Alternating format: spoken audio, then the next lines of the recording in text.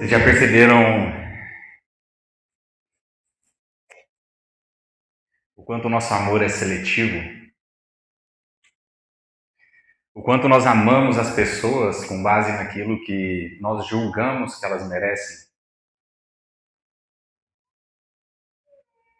Dependendo do jeito que a pessoa está vestida, dependendo do carro, do cargo, a gente dá mais ou menos atenção.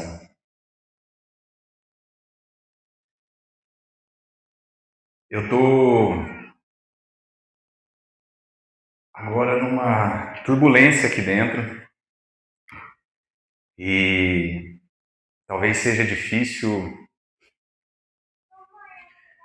organizar tudo que eu queria para esse momento aqui agora. Mas esse sou eu. Não adianta eu tentar me esconder no momento em que eu quero que vocês enxerguem a minha verdade. Doeu?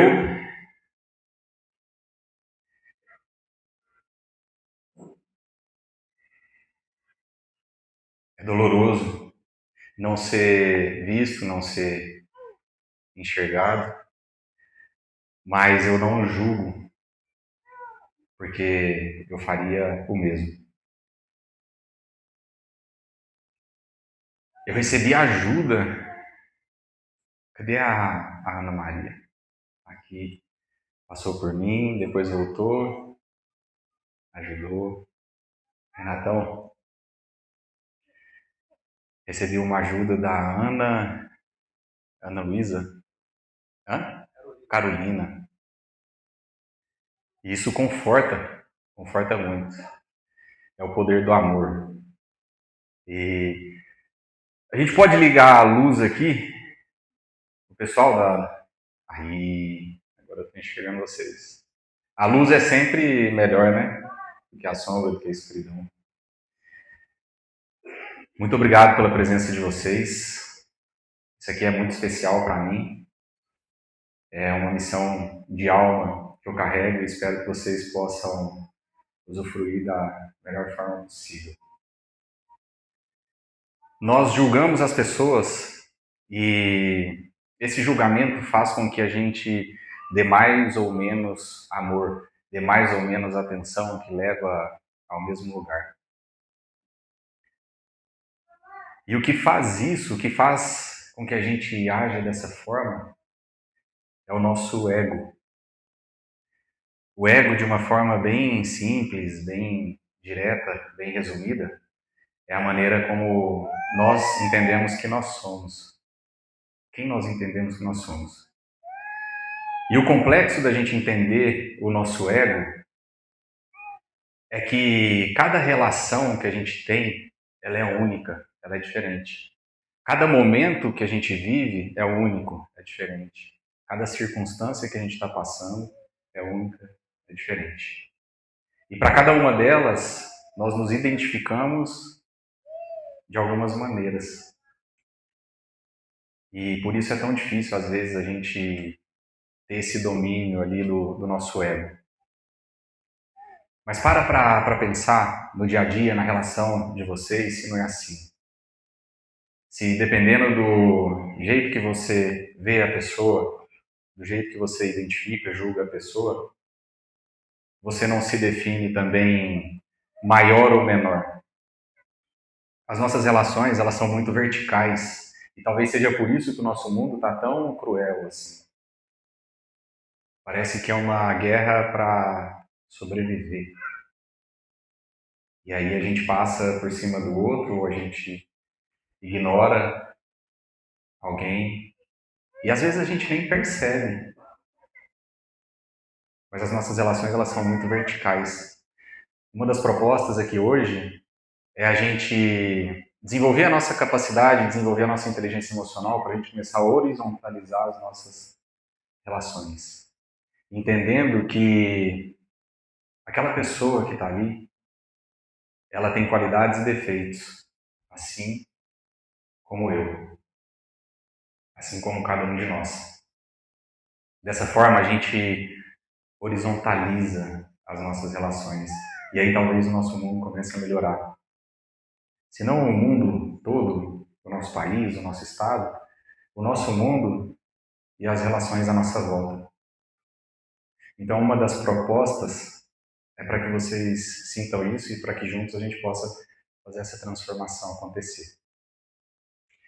Vinícius, mas afinal de contas, o que isso tem a ver com a busca por Deus, por descobrir aonde que Ele está?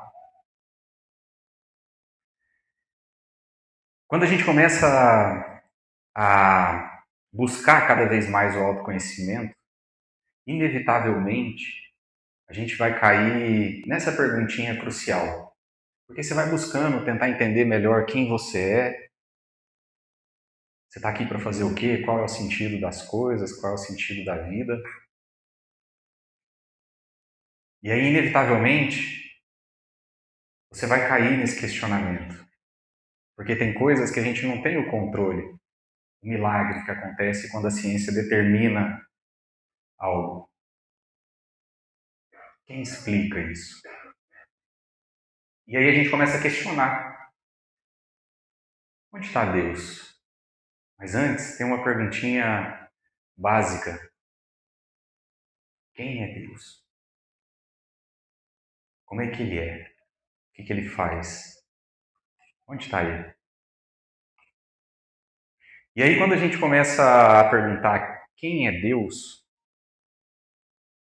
a gente traz toda a imagem cultural, histórica à tona. É aquele cara que está sentado lá em cima, julgando, condenando, punindo, muitas vezes. Ó, você pecou, você tem que fazer isso para se redimir. Você tem que fazer aquilo para se redimir. E aí é aquele cara inalcançável, ele está lá em cima, num trono, um ser perfeitíssimo, inatingível. E por que esse questionamento que eu quis trazer como título da palestra, Onde está Deus? Eu acho tão pertinente assim, porque ele precede uma evolução nossa muito significativa quando essa pergunta ela começa a inquietar a gente. Porque eu não sei vocês, mas essa imagem de Deus, ela está muito distante. Ela, para mim, soa muito incoerente. Eu, pelo menos, não consigo ficar tranquilo com essa imagem de que Deus está julgando, está punindo e etc. E à medida que a gente vai entendendo dessa forma, olha que interessante. Olha para as suas relações e veja se o seu ego não impõe justamente essa ideia que a gente cria sobre Deus. Muitas vezes, se a gente, dependendo da interpretação, da maneira como a gente julga as pessoas, nós nos colocamos como deuses.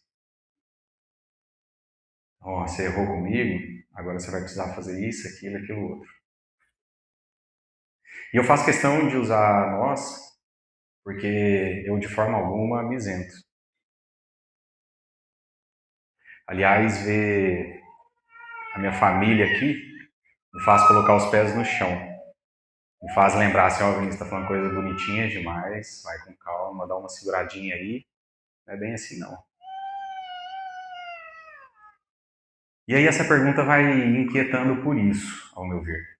A gente olha Deus de uma forma muito verticalizada e aí as nossas relações com as pessoas é exatamente dessa forma. Ou nós nos sentimos deuses em relação a elas, e eu estou falando isso no íntimo, não necessariamente você precisa agir, vai se demonstrar como Deus, etc. No seu íntimo. Olha para dentro para você ver se não é assim que acontece. Ou nós nos sentimos mega inferiorizados em relação às pessoas. A gente olha as pessoas como deuses. E aí essa visão, ela incomoda, assim, pelo menos a mim. Ela incomoda bastante. E à medida que a gente vai perguntando isso, que a gente vai questionando e vai ficando inquieto, a gente vai buscando a coerência. Que tipo de ideia que provavelmente é mais coerente? com Deus. E eu não sei se vocês já tiveram essa curiosidade, mas para que exista um micro pedaço da nossa pele, é necessário que hajam multiplicações, divisões celulares ali, aos montes. Um micro pedaço da nossa pele. É necessário que haja uma complexidade, um sistema inteligentíssimo. Agora, pensem no nosso corpo todo. Pensem no nosso organismo inteiro. Os nossos órgãos funcionando a todo momento. Essas células, como que essas células sabem o que elas têm que fazer? Eu sei que a ciência provavelmente tem alguma explicação ali considerável, mas não é inteligente esse sistema? É de uma inteligência que não dá para imaginar. O homem ainda está muito curioso, está investigando e tudo mais. É aí que a gente começa a trazer uma outra pergunta. Será que Deus não é essa inteligência que está em todas as coisas e que está em tudo? Porque tudo que existe é necessário que haja uma inteligência muito grande, um sistema muito complexo. E quando a gente pensa dessa forma, talvez a gente encontre um sentido mais confortável. É confortável para vocês entender que Deus é essa inteligência? Tem alguém? É confortável para vocês entender que Deus é essa inteligência? Não. E é interessante, porque para mim faz todo sentido. E aí, voltando para o autoconhecimento, quando você entende que Deus está em todas as coisas, em tudo que existe, eu estou vendo aqui muitos deuses, ou muitos Deus. A gente começa a olhar para as pessoas e entender que Deus está nela também, ou lembrar que Deus está nela também. É aí que a gente começa a mudar aqui e as nossas ações. Porque às vezes no nosso lado humano, egocêntrico, egoísta, a gente olha para alguém e fala, esse cara não merece a minha atenção, não. Aí a gente lembra, opa, peraí, Deus está ali. Tem uma inteligência por detrás daquele organismo. Eu não quero desagradar a Deus. Aquele cara ali eu quero, para mim não importa, mas Deus eu não vou. Já começa a mudar um pouquinho daí. A nossa conduta, ela muda a partir da nossa mente.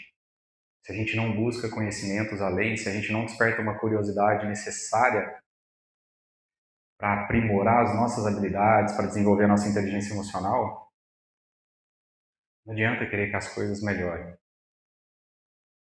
Olha que absurdo a gente discriminar as pessoas pela cor da pele.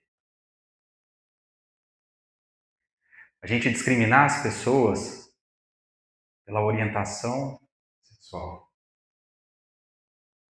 pela condição social. A gente discriminar as pessoas, por mais que seja natural, olha que para nós que temos a capacidade de pensar telencéfalo desenvolvido, o polegar opositor, nos permite construir coisas incríveis. Olha que limitação. Então, à medida que a gente vai pensando essas coisas mais profundas, a gente vai melhorando a nossa conduta. E a nossa conduta se torna cada vez mais amorosa. O maior intuito aqui, desse momento aqui, é que vocês se sintam amados e que vocês saiam daqui amando incondicionalmente. O maior intuito, o maior desejo. E aí, para isso, pelo menos para mim aqui, foi muito intenso até agora. Talvez para vocês também. Alguém chorou aqui? Beleza. E como mania de psicólogo, que gosta de passar a bola para os outros, para a plateia, fazer as dinâmicas, eu gostaria de trazer agora um momento um pouco mais introspectivo, um pouco mais tranquilo, meditativo, mas nada complexo. Tá? Para isso, eu gostaria de pedir que vocês se ajeitem nas cadeiras, encontrem uma posição confortável aí para a coluna. Para quem se sentir à vontade, feche os olhos, respira profundamente, inspira o máximo que você conseguir, de forma tranquila, calma, e expira o máximo que você conseguir. Mantenha essa respiração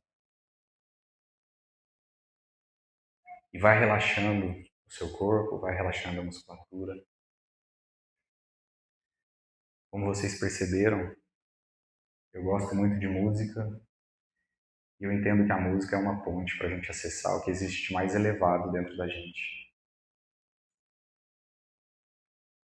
Eu vou fazer um questionamento a vocês. Gostaria que vocês pensassem, incluíssem tudo que foi dito aqui. E a partir disso, meditassem e refletissem.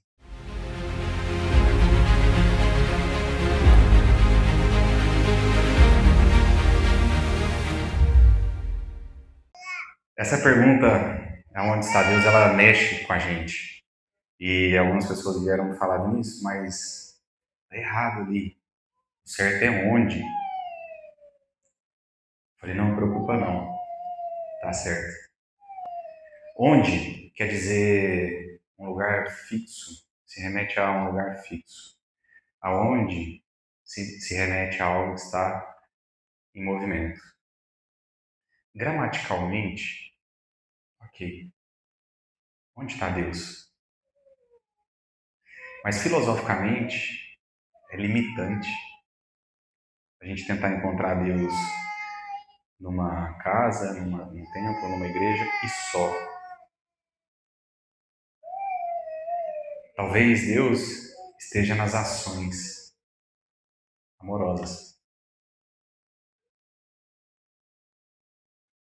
E por falar em amor, vocês repararam esse cara bonito aqui? Tô falando da camiseta, tá? Lindão ele, né? Oi? Maravilhoso. Eu sei que a maioria das pessoas aqui pode conhecer, mas para quem não conhece, esse aqui foi o Vitor de Freitas Carneiro, meu grande irmão. E Vitão, ele foi um ser muito especial aqui na Terra. Ele continua sendo, de acordo com o que eu acredito. E esse momento aqui é uma forma que eu encontrei também de compartilhar o legado desse cara. Ele merece que a conduta dele seja espalhada. Eu sei que quando a gente fala de luto, quando a gente fala de morte, essas coisas, principalmente de uma pessoa muito querida, eu sei que às vezes, sempre, aperta o nosso coração. Mas eu não quero que vocês fiquem tristes e nem que a nossa energia ela abaixe por conta disso, porque eu quero trazer o meu irmão aqui de uma forma que eu entendo como maravilhosa, incrível. O que o Vitão tem a ver com essa busca para entender onde está Deus? O Vitão faleceu ano passado, com 32 anos de idade, prestes a fazer 33, no auge da vitalidade, muito caminho ainda pela frente, segundo as nossas ideias. E foram 8 anos do diagnóstico até o falecimento. E foram 8 anos difíceis. Né, pai? Né, mãe? Muito desafiadores e os mais desafiadores da minha vida até hoje. Eu tenho certeza que os meus pais, os amigos também. Mas por que trazer esse desafio? Porque o Vitão, no auge da vitalidade dele, com 32 anos de idade, principalmente na fase de cuidados paliativos, né, imaginem um cara forte, mais ou menos da minha altura, dependendo para fazer tudo da gente. Para trocar, para comer, para vestir, para tudo. E quem aqui passa ou passou por isso sabe que é desafiador. E não dá para a gente, às vezes, tirar um pouquinho. É porque é desafiador, né? Mas também tem esse lado que eu quero trazer para vocês, que é o seguinte. Nessa fase de cuidados paliativos do Vitão, que foram alguns meses, eu nunca amei tanto o meu irmão na nossa vida inteira juntos. Eu nunca amei tanto o Vitão quanto nessa fase de adoecimento e dos cuidados paliativos. E aí alguns de vocês podem pensar assim, Vinícius, mas você já suspeitava que iria acontecer alguma coisa e tal, e por isso você se entregou. Não. Eu digo para vocês de pé junto, que até uns dias antes ali, eu tinha uma convicção absoluta da cura dele. Tinha uma convicção absoluta. Depois eu fui entender qual que era a cura que eu estava convicto.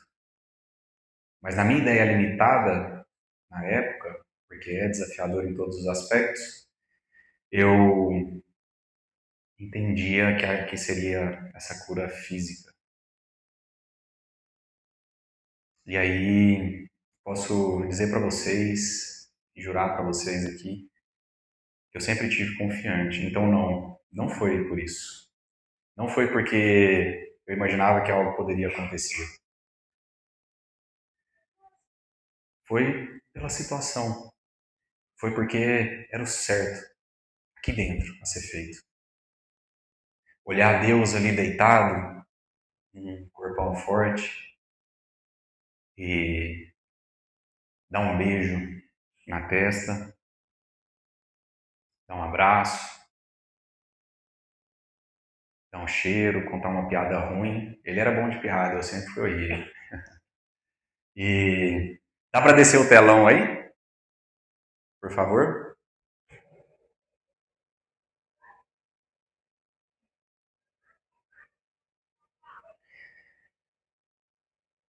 Vitão mostrou para todos nós, para todos que estivemos perto nessa fase, onde Deus estava,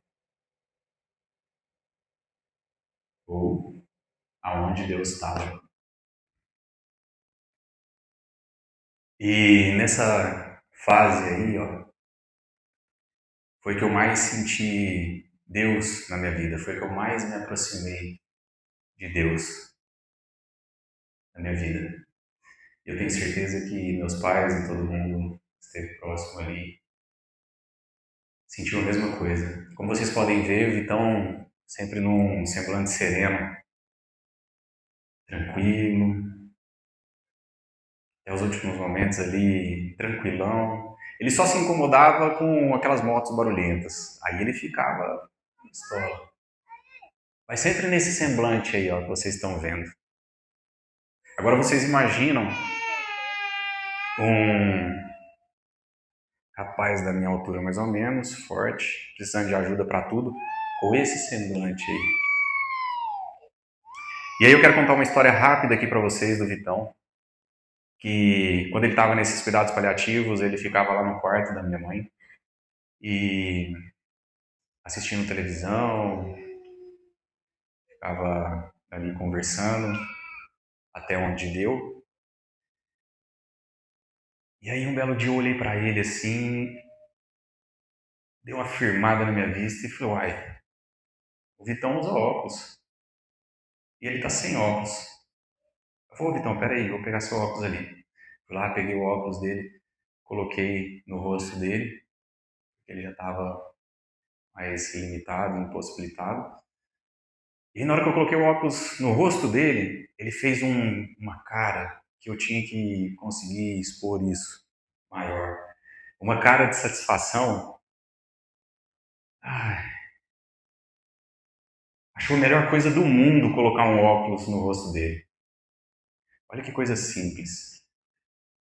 Aí a gente continuou conversando e tal, bati o olho nele de novo, fixei o olhar assim. A idade chegou, né? Então deu aquela. E aí o óculos dele todo sujo, a lente toda suja. Eu, então, peraí, vou limpar seu óculos aqui. Fui lá, limpei o óculos dele e tal, coloquei no rosto dele de novo, ele me olhou com esse mesmo olhar assim. Satisfação, de gratidão. E um outro momento foi quando coloquei um refrigerante, do jeito que ele gostava, com muito gelo, no copo. E depois de muito tempo sem beber refrigerante, por conta de uma dieta que ele estava seguindo, a hora que ele pôs o refrigerante na boca ali, mesma coisa. Por que eu estou trazendo isso para vocês? Alguém consegue uma palavra para me definir essa expressão dele? Pode falar.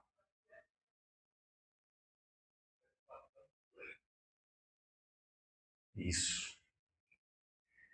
Gratidão. Gratidão é um dos propósitos aqui hoje também.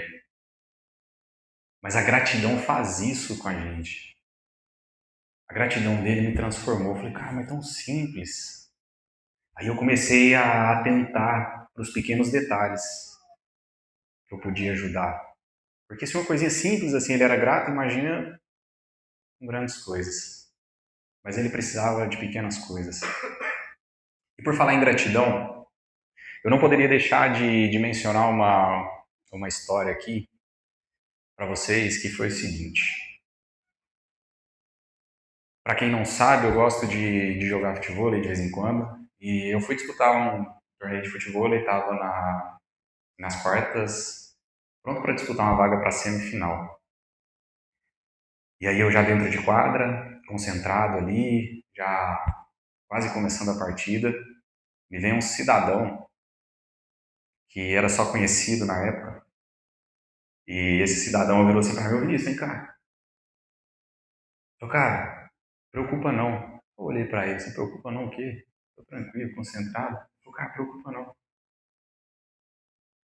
A gente vai conseguir o dinheiro do tratamento do seu irmão. Na época ele ia fazer um tratamento que era importado, com um medicamento importado dos Estados Unidos, mais de 100 mil reais, umas doses, duas doses, se eu não me engano, né? E aí esse cara virou pra mim e falou assim, cara, a gente vai fazer um torneio de futebol e a gente vai arrecadar esse dinheiro pro seu irmão. Não preocupa não. Eu olhei pra ele assim, meu olho cheio d'água. Aí meu lado humano, meu lado pensou assim, cara, mas você tinha que falar isso agora? E aí meu lado, vamos dizer assim, mais espiritualizado, falou, cara, que gratidão, nossa, que bênção. Aquilo foi um abraço que eu não esqueço até hoje, por isso eu não poderia deixar de trazer essa história aqui para vocês. Porque num dos momentos mais difíceis da minha vida, um cara que eu nem conhecia, eu só conhecia, aliás, chegou em mim e fez isso. Ali meu coração aqueceu. Ali, em relação a essas dores, eu fiquei muito mais tranquilo. Me senti muito acolhido. E aí esse mesmo cara chegou para mim quando eu falei que eu ia fazer a palestra. Falei, como comentei com algumas pessoas, eu cheguei para ele e falei assim, cara, eu vou fazer uma palestra, vou fazer uma loucura. E para quem não sabe, eu sou tímido. E estar aqui hoje é um grande desafio. E aí eu falei para ele, cara, eu vou fazer uma loucura. É uma maior missão depois do meu livro. E não sei como, mas eu vou fazer, vai acontecer. E tem que ser lá no SESI, lá no teatro. Estou olhando já o espaço para alugar, enfim. Aí ele olhou para mim com o olho cheio d'água. Falou assim, irmão, quanto que é? Eu falei, não, cara, tá doido. Para mim é muito dinheiro. Para vocês terem ideia, aqui algumas horas gira em torno de quase R$ 5.000. Eu falei, cara, para mim, muito dinheiro. Ele falou assim, escolhe a data e o horário. Vai acontecer. Vou te dar. Olhei. Eu, não, cara, pode deixar que eu vou fazer. Eu te agradeço do fundo do coração, mas eu vou fazer. E aí, a inteligência por detrás de todas as coisas organizou de eu prestar uma consultoria na empresa dele. E aí a gente fez essa troca. Cara, então ao invés de você me pagar, vamos mandar o dinheiro tudo pro espaço, pro espaço do SESI. E a gente vai fazer acontecer. Maicon, não poderia deixar de citar seu nome aqui, tá? Graças a você e todo mundo que o Guto citou aqui, isso aqui tá acontecendo. E para não estender muito, por que dessas histórias? Por que compartilhar esse pedaço da minha vida com vocês? Porque isso me trouxe muito conforto. E eu tenho certeza que cada um que está aqui tem muitas dessas histórias para contar. Tenho certeza absoluta. E aí a gente, olhando para esses momentos de acolhimento, a gente consegue trazer um sentido mais especial para a nossa vida. Porque graças à força dele, do Rafa, do Fred, do Sander, do Guto, de todo mundo que está fazendo acontecer aqui, nesse momento, eu estou me sentindo numa paz. Vocês não têm ideia. E para mim essa paz tem a ver com Deus. Deus. E aí, qual que é a nossa forma de conexão, então, para resumir um pouco dessa ópera? Qual que é a nossa forma mais assertiva de nos conectar? O que esses momentos têm de gratidão, dos cuidados com o Vitão? Amor. O amor é simplesmente o sentimento mais profundo e mais transformador que a gente pode sentir na nossa vida. Se alguém conseguir me falar um outro sentimento aqui, eu vou ficar surpreso. Mas o amor é simplesmente, para mim, o sentimento mais profundo e mais transformador que a gente pode sentir e experimentar nessa vida. E nós temos uma fonte infinita de amor dentro da gente. Só que a gente ainda não entendeu isso. A gente fica regulando para quem que a gente vai dar amor, para quem que a gente não vai dar amor. A gente fica medindo com base no nosso julgamento. É como se a gente fosse trilionários, como se nós fôssemos trilionários ou tivéssemos um dinheiro infinito na nossa conta bancária, e a gente olha para as pessoas e fala, ó, vou te dar R$ 50. Você merece 1.000. Você merece 10.000. Você não merece nada, não, porque você não fez nada para mim. A fonte é infinita de dinheiro. Se você der 1 milhão, 100 milhões, 1 bilhão, 1 trilhão, 1 zilhão de dinheiro para todo mundo que existe na Terra, você nunca vai ficar pobre. E é isso que nós temos dentro da gente em relação ao amor. Nós temos uma fonte infinita, só que aí a gente fica regulando. Olha que limitação.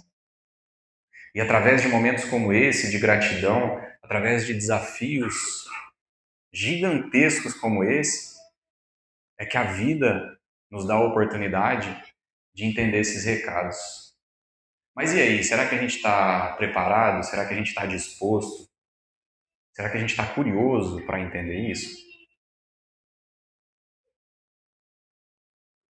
Eu espero que a gente saia daqui muito, mas muito, mas muito curiosos e muito dispostos a encontrar ou acessar, na verdade, essa fonte infinita dentro da gente.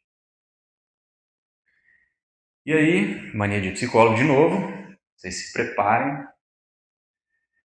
Eu gostaria de propor um momento aqui hoje, agora, um momento muito especial também para a gente unir teoria e prática. E para abrir esse momento aqui, eu gostaria de chamar meu amigo, meu parceiro, Diego Adão, para estar aqui. Quero que vocês conheçam o trabalho desse cara. O trabalho dele merece rodar esse mundão aí afora. Chega mais. Diegão vem de São Paulo. Só para palestra, Diegão?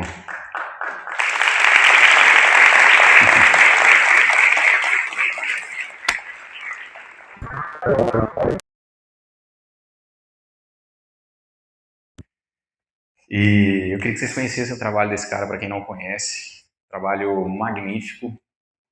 O Diegão é malabarista, aí ele vai mostrar para nós um.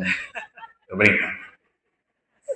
Diegão, Diegão é cantor, compositor, enfim, ele vai ter a palavra aqui.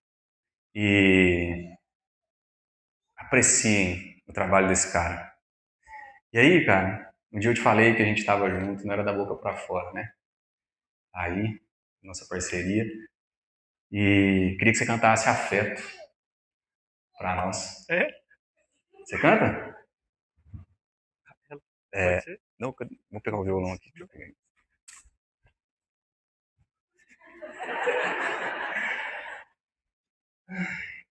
Oi, gente. Acho que vocês estão emocionados, eu também tô, né?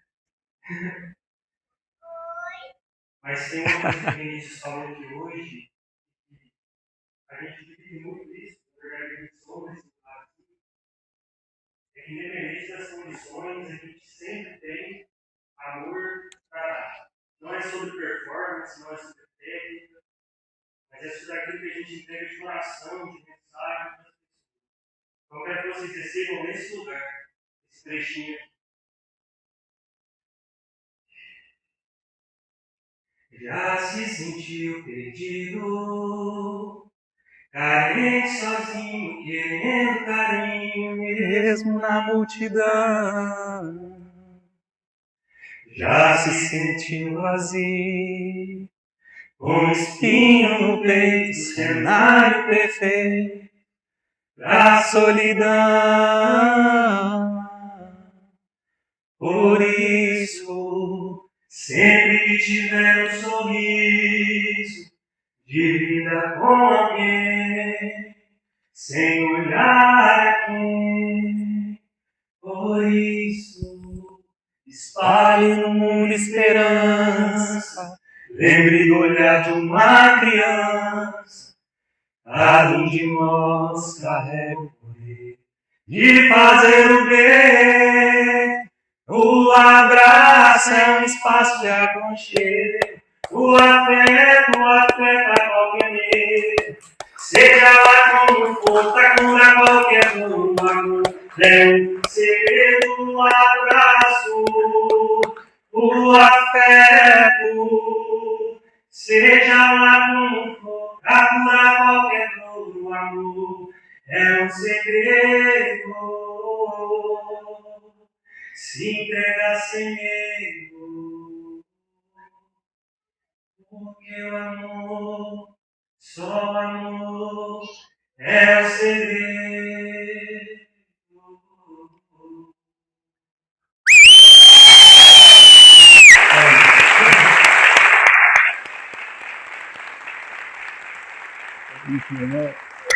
Obrigado.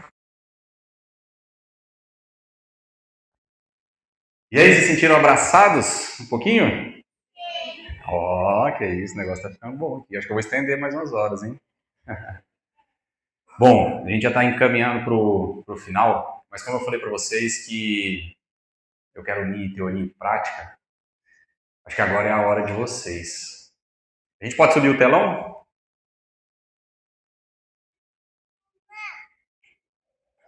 Boa. E aí, agora é a hora de vocês. O que é a minha proposta para vocês? Obviamente, para quem se sentir à vontade, para quem tiver interesse e para quem quiser juntar o que foi dito, um pouco do que foi dito aqui na prática. Quem aqui gosta de sair da zona de conforto, levanta a mão. Ixi, vocês estão ferrados. Ferrou para vocês. Ó, tá sendo filmado tudo isso aqui, então a gente precisa fazer trem bonito aqui. O que é a minha proposta para vocês? Saindo da zona de conforto. Vou pedir que, enquanto a gente escuta uma música simbolicamente maravilhosa aqui também, vocês se levantem e que vocês distribuam o amor que vocês têm aí dentro, essa fonte infinita que vocês têm aí dentro, uns para os outros. Mas, para quem está do lado aí, já é tranquilo, é confortável. Errou, hein? Tem muita gente aqui que vocês não conhecem e que talvez esteja precisando agora só de um abraço gostoso, só de um olhar, um olho no olho, um sorriso sincero. E aí, bora transformar esse mundão ou não?